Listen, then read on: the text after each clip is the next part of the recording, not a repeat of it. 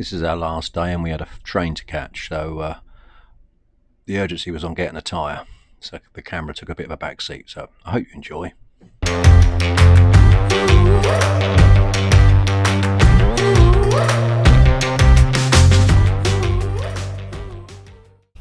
Right, day 6, bit of drama. I think I mentioned he over there wore his tyre out. It's always one of us that does it, we've all learned. Paul's just put his bike back together after Ian then reversed into his knocked his mirror and snapped it, so we cracked out the Araldite yesterday evening, sussed that out, so that's back together. Ian's used his best German stroke English and we found a tyre 45 kilometres away, so we're off to there. The downside is we've got to take it ourselves, which is not a problem. Chap said we can borrow his tools, so I'm going to go and get hands dirty in a minute. Pop down the road, get this wheel out, get the tyre changed, and then head home. So it should be able to get home or back to Calais. We've got to be there for about 7:15, and yeah, so it was looking like all motorway all the way back, so we might have a bit of fun on the way back. So that's good news. Depending on how long it takes to change the tyre, which shouldn't take long. So yeah, anyway, switch you later.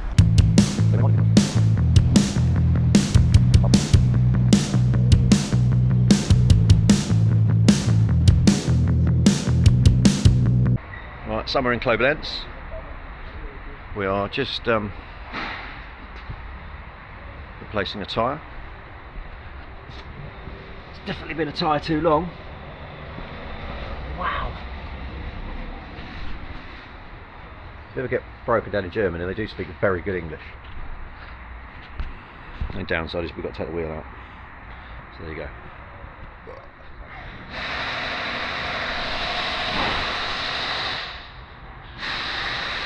Top tip, basic bike maintenance, make sure you know how to take your own wheels out, because if you're on your own you don't know how to do it.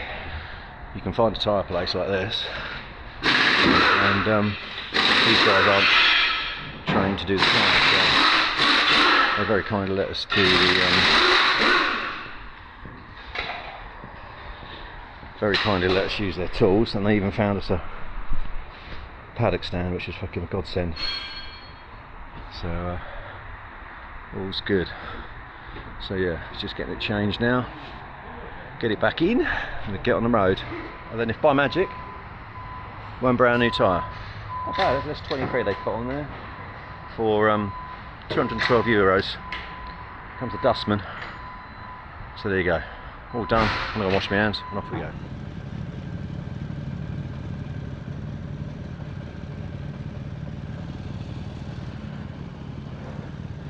Right, that's that little drama over and done with. He's got a new tyre on his bike. I've turned it off at the moment. So big thanks to Reifen.com for allowing us to fit with the tyres. And it's a small world. But the chap, I mean they all speak fucking good English. The chap in there behind the computer, you see the glasses, speaks fucking amazing English. Spent a lot of time living in Dublin, not Dublin, Belfast. And came back to Germany, so there you go. So now we're going to do a blat up the motorways. Let's get some hours in the bag. Bloody old boy, fancy parking in the bus stop. Right, we've got fed up with motorways, so I took the next exit off and found myself in a very large city of Aachen, which if you question you'll know what it is. Very well known for equestrian show jumping and all that stuff. I'd seen the name somewhere before. Anyway, Cliff has just helped some very drunk man negotiate both lanes of that traffic. Pulled him over the arm cove. I think that's, is that in there? Or is he might be just, no, he was walking too quick. I think he's now asleep in the bus stop. Anyway, bit of a change of scene. I think there's a bit of a triumph start there. That was a, are we okay?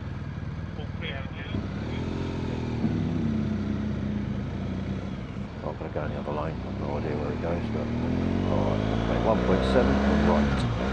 Oh, he carries on.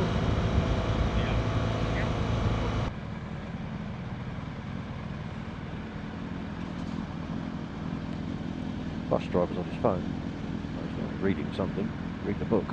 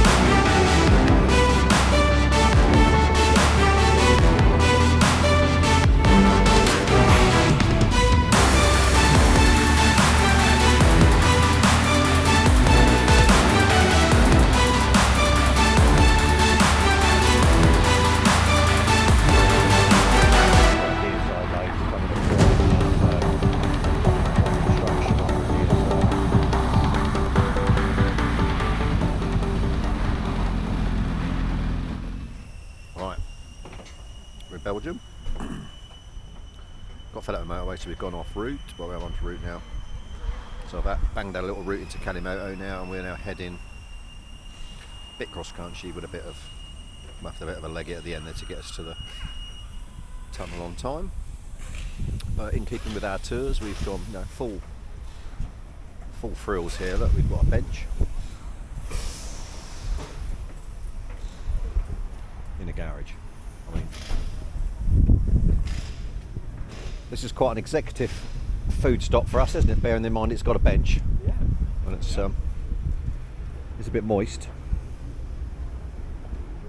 You've gone for the healthy option, haven't you? Look at that. Didn't have a choice, mate. Salad. Salad again. Didn't have a choice.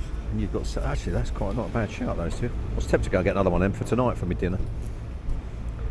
So there you go. What we got left on the scores on the doors are 211 miles to go.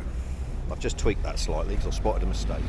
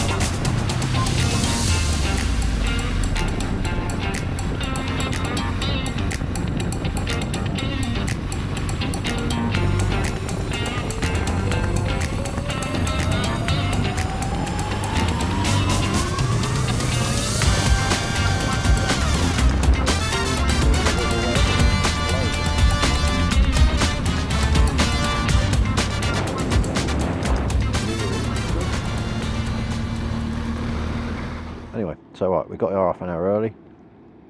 No, an hour early as required. And they're letting us on the earlier train. In England. The other boys are coming through. But yeah, it's all a bit dark. So we're back in England half an hour earlier. It's a bit like those roads we were just on earlier on with all the white poles. So this is it. There's my green arrow over there.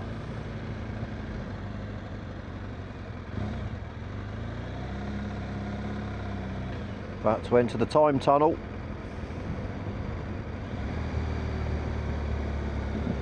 Not for much longer.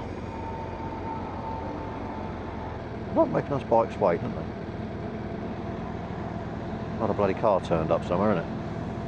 Off we go.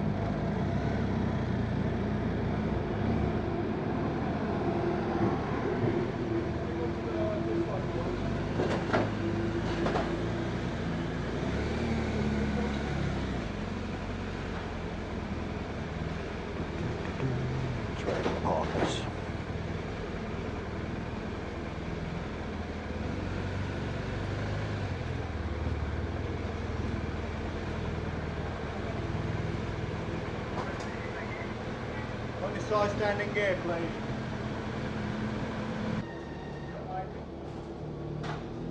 That is it. We're on.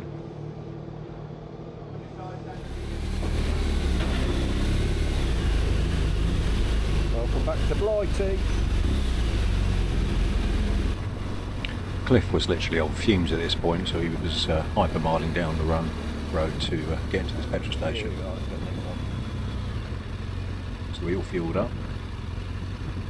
Ian, Cliff and I all went back to our homes and Paul carried on up north. and that's the next story. So this is Paul, just did a little flyby. He's off up towards Norfolk or Suffolk to do the Four Corners, and I'm off home. Thanks for watching, see you soon.